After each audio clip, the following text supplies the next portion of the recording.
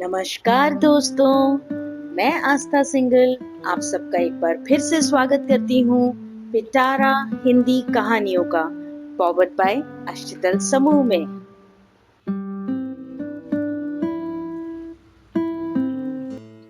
दोस्तों, आज मैंने जो लिखा है वो कहानी नहीं है, बल्कि मेरे अंदर का डर है। डर एक बेटी की माँ होने का, डर उसे समाज में अपनी नजरों से दूर भेजने का, डर उसे एक खुला आसमान देने का। माता पिता अपने बच्चों को निर्भय और निडर बनाना सिखाते हैं, पर आज एक माँ खुद ही डरी हुई है, तो वो अपने बच्चे को निडर होने का पाठ कैसे पढ़ा सकती है? मेरा ये डर कितना जायज है, ये आपको मेरी इस कहानी से समझ में आ जाएगा। कहा था मैंने उसको कि ये समाज दरिंदों से भरा है, कैसे संभाल पाएगी तू खुद को? मत जा बच्ची, मैं तेरे भले के लिए ही कह रही हूँ। पर वो भी जिद पर अड़ी थी।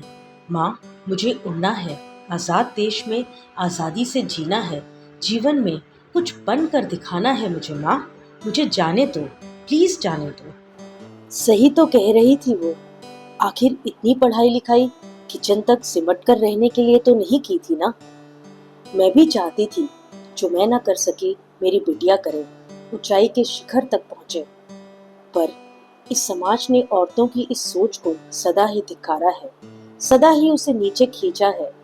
और जो औरत इस सोच को अपना जुनून बनाकर आगे बढ़ती है, उसको सबक सिखाने का काम हैवानियत और दरिंदगी से ग्रस्त मानसिकता के शिकार राक्षस करते हैं। बेटी की जिद के आगे मुझे झुकना पड़ा।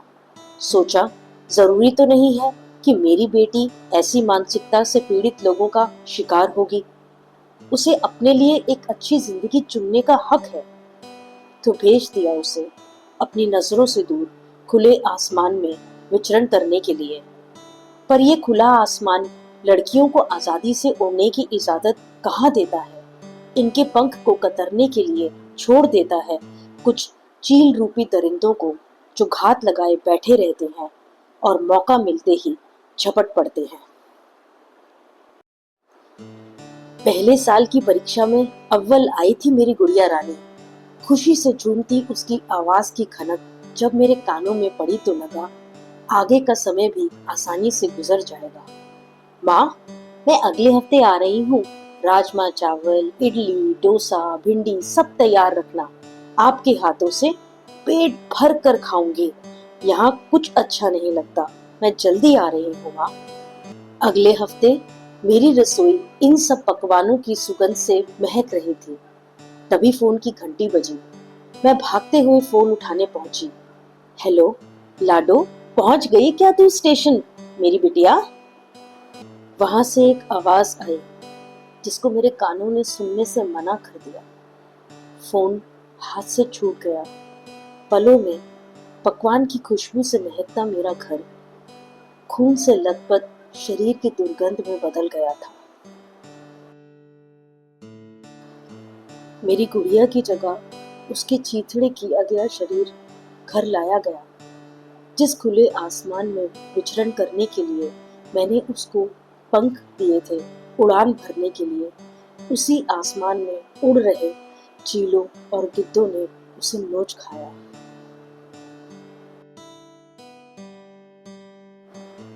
आज जुबान पर बस एक शब्द आता है, काश।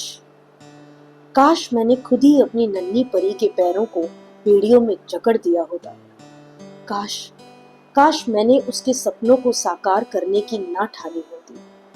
काश मैंने उसे झूठी उम्मीद ना दी होती कि ये समाज रूपी खुला आसमान सबका है, सब इसमें आजादी से उड़ते हुए अपनी मंजिल को छू सकते हैं। क्योंकि यदि ये आसमान सबका होता तो आज हर माँ को ये ना सोचना पड़ता कि वो कैसे अपनी बेटी के मासूम पंखों को उड़ने से रोके। आज मैं सभी माता पिता से गुजारिश करना चाहती हूँ कि अपनी बेटियों को बचपन से ही अलर्ट रहने की ट्रेनिंग दीजिए। उसे समझाइए कि आंखें बंद करके किसी पर भी विश्वास या भरोसा नहीं करना चाहिए। उसे बचपन से सेल्फ डिफेंस की ट्रेनिंग दिलवाइए और उससे कभी भी समाज का असली चेहरा मत छिपाइए। तो दोस्तों, आज के लिए बस इतना ही। मैं दोबारा एक दूसरी कहानी के साथ फिर आप सबके सामने उपस्थित होंगी। तब तक के लिए इजाजत दीजिए। धन्यवाद।